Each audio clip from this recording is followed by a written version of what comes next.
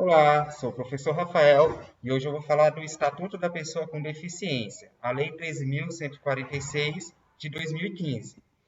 Na letra da lei, define, a pessoa com deficiência que apresenta impedimento de longo prazo, de natureza física, mental, intelectual ou sensorial, o qual, em interação com uma ou mais barreiras, pode obstruir sua participação plena e efetiva na sociedade e igualdade de condições com os demais, tá? Igualdade de deveres e também de direitos.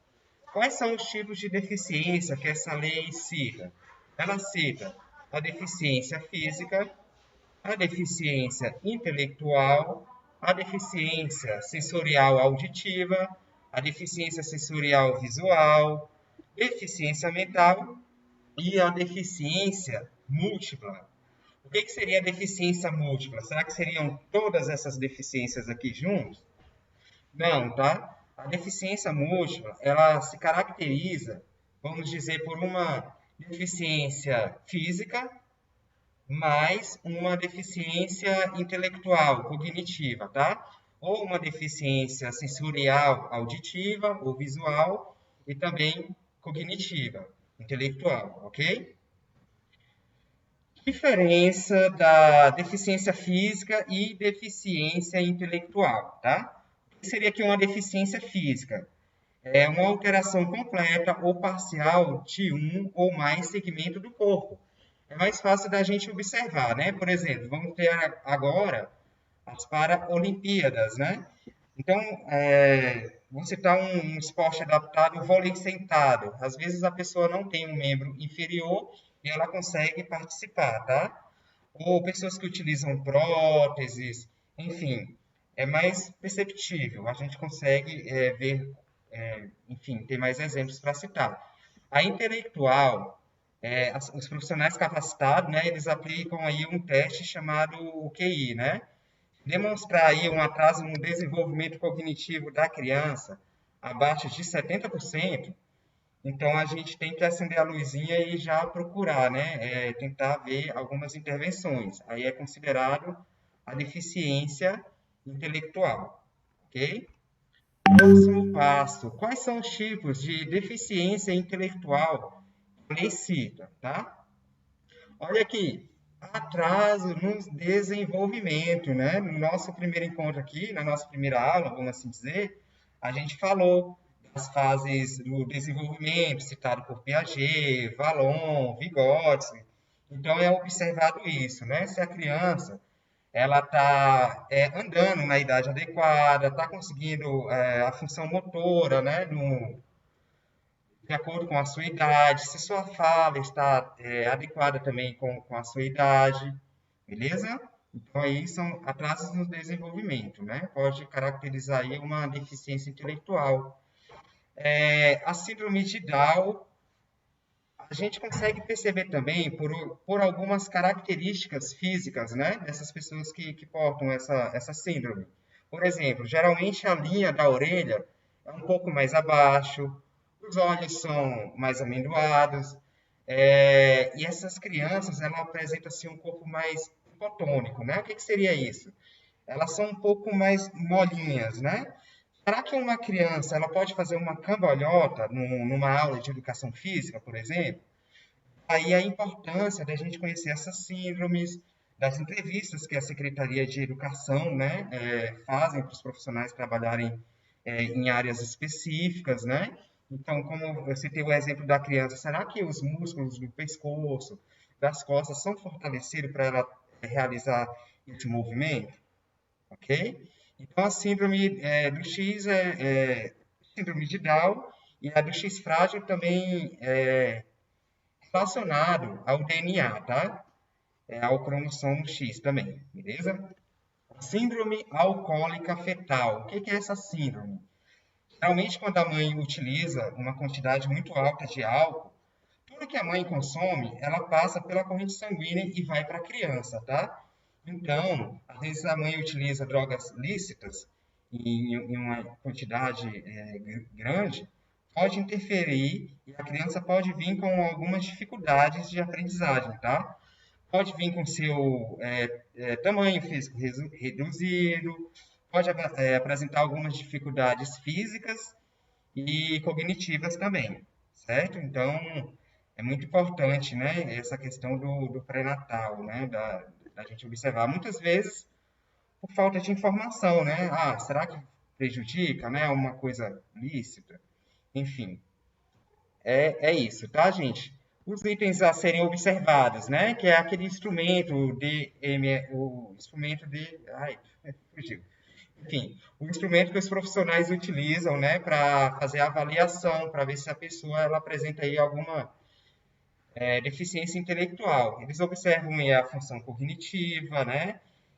Será que a questão do, enfim, ela consegue escutar direito? Existe uma síndrome chamada DEPAC, né? Que a criança, ela ouve o som, ela passa pelo labirinto, mas o cérebro não consegue codificar.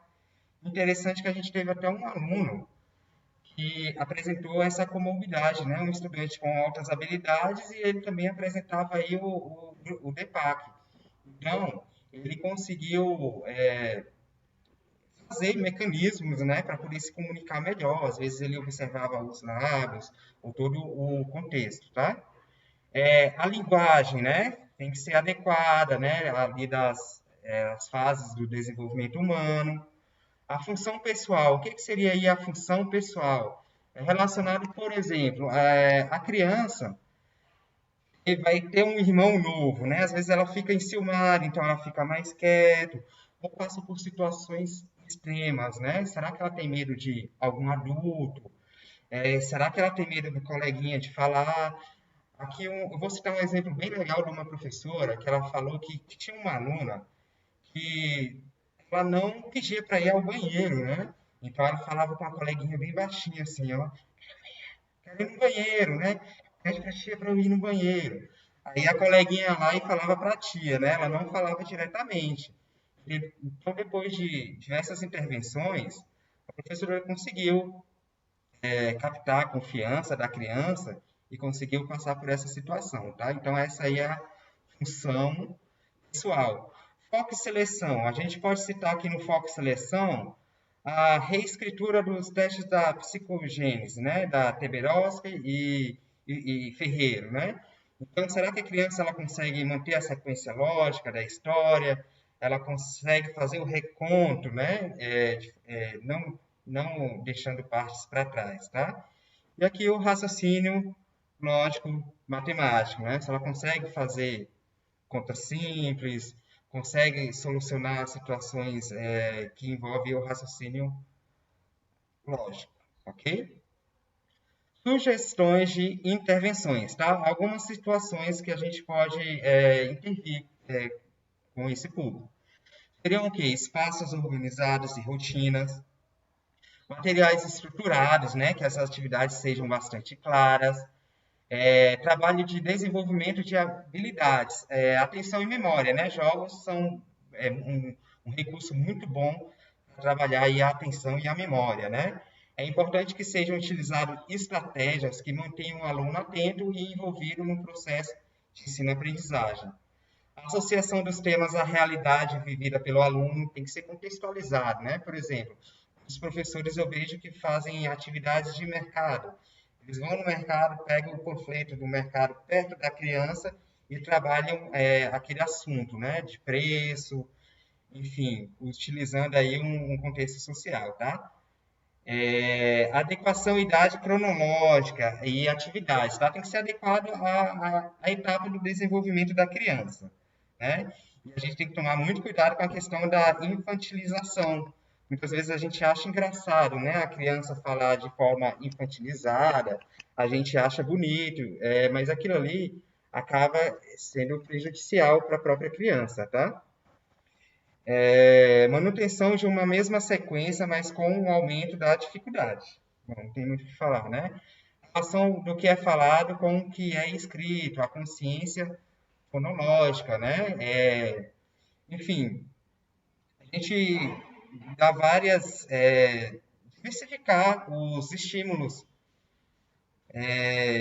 de som, né? A gente pode colocar sons diferentes, sons de instrumentos, a ausência de som também, o silêncio, né? Para que a criança possa perceber, né? Que ela possa perceber quando a gente utiliza carro, que tem os dois R's, né? Carro. Então, essa aí é a consciência fonológica, tá? Utilização e ilustrações e fichas com imagens.